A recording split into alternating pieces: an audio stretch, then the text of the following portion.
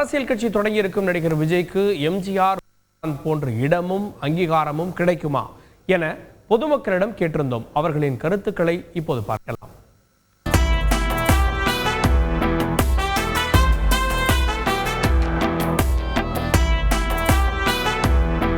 விஜயகாந்த் மாதிரிலாம் வரலாம் அப்படின்றதெல்லாம் சாத்தியப்படாது. இந்த காலகட்டத்தில் அவர்லாம் விஜயகாந்த் கட்சி ஆரம்பித்து அவருடைய எத்தனை பல லட்சம் பேர் கூடி அவர் கட்சி அறிமுகம் பண்ணார், கொடி வெளியிட்டார். இப்போ விஜய் வந்து இப்போ 100 பேரை வச்சுட்டு கட்சி கொடியினத்தை வெளிப்படுத்தியிருக்காரு. எம்ஜிஆர் கட்சி ஆரம்பித்தார்னா திராவிடத்திலிருந்து பிரிஞ்சு ஒரு பாப்புலாரிட்டியாக இருந்தார். அவர் ஆரம்பித்ததெல்லாம் சிறப்பாக வந்து மக்களுக்கு நல்லது செஞ்சார். அதே மாதிரி கேப்டன் கட்சி ஆரம்பித்தார்.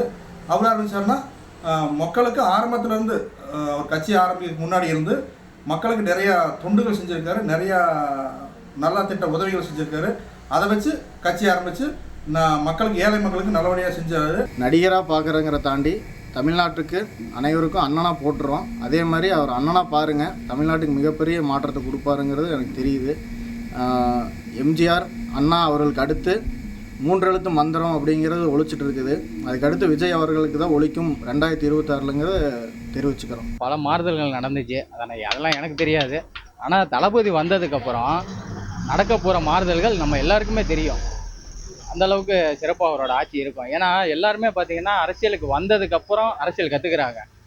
ஆனால் தளபதி மக்கள் இயக்கமாக ஆரம்பித்து ஆரம்பத்தில் அடிப்படையிலேருந்தே அரசியல்னால் என்னன்னு அவங்க நிர்வாகிகளுக்கெல்லாம் சொல்லி கொடுத்து இவ்வளோ தூரம் கொண்டு வந்து தான் அரசியல் ஆக்குறாரு. அப்போ இவங்க எல்லாருக்குமே அரசியல் தெரிஞ்சிருக்கு. மக்கள் திலகம் அப்படின்னா எம்ஜிஆர்னு சொல்லுவாங்க.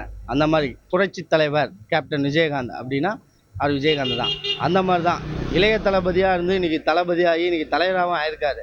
அப்படின்றப்ப எப்படி சொல்கிறதுனா, ஒவ்வொரு குழந்தைங்க மனதிலேருந்தும் ஒரு வீட்டில் ஒரு அந்தது குழந்தைங்க ஓட்டுலேருந்து பெரியவங்க ஓட்டு, அந்த 18 வயசுக்கு மேலே முடிவானவங்க எல்லாருமே ஒரு புதுசாக ஒருத்தர் தேர்ந்தெடுக்கணுன்றது எல்லாருடைய மனதிலையும் ஓடிக்கிட்டு இருக்க ஒரு விஷயம். குழந்தைங்களுக்கு இப்போ ஸ்டேட் ஃபர்ஸ்ட் எடுத்தவங்க ஒவ்வொரு மாடு தொகுதி வாரியாக பிரித்து இப்போ இதோட 2வது வருஷம் பண்ணுறாரு அவர்.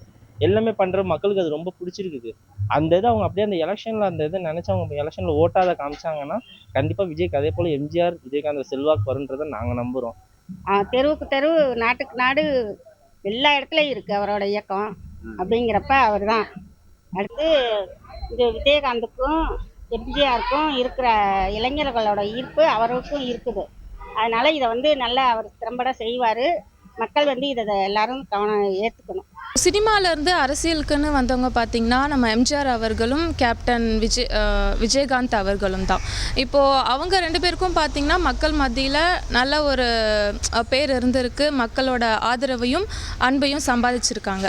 இப்போது இந்த தலைமுறைக்குன்னு பார்க்கும்போது விஜய் தளபதி அவர்கள் இப்போது அவர் வந்து நடிப்பில் மட்டும் இல்லை, நம்ம மக்களுக்காகவும் நிறைய குரல் கொடுத்துருக்காரு. 2026 கண்டிப்பாக இவங்க 2 பேர் மாதிரி எம்ஜிஆரும் கேப்டன் மனசு பிடிச்ச மாதிரி விஜயும் வந்து மக்கள் மனதில் நிறைய இருப்பாங்க. கண்டிப்பாக எல்லாருக்கும் செய்வார் நல்லது.